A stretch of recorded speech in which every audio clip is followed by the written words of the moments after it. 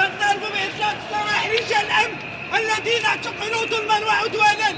جمعية حركة الشباب الملكي والجالية المقيمة بالخارج تطالب بإرجاع كرامة رجال الأمن، نطالب بإطلاق سراحهم والاعتذار الرسمي من وكيل العام الذي كان سببا وراء اعتقالهم ظلما وعدوانا.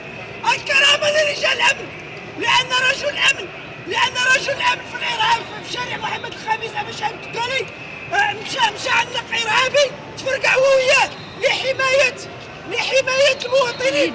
حسن تاني الله يرحمه تيشهد هو الذي عاشرها 32 يوما ولم تكن يوما خائنا، وأصح اليوم يعتقلهم ظلما وعدوانا. نطالب بإطلاق سراح الفوري ونطالب بتدخل فوري لسيدنا الله يسرو. سيدنا الله يسرو تنطالبوك سيدنا الله يسرو تنطالبوك بالتدخل الفوري لإطلاق سراح رجال الأمن. سيدنا الله يسرو أنت المسؤول الأول وأنت القائد الأول لهذه البلاد، بأن الناس غينوضوا الفتنة وبأن هذه إلا مؤامرة لخلق الفتنة، وتنطالبوا بإطلاق سراح رجال الأمن. وشعارنا الدائم هو الله الوطن الملك.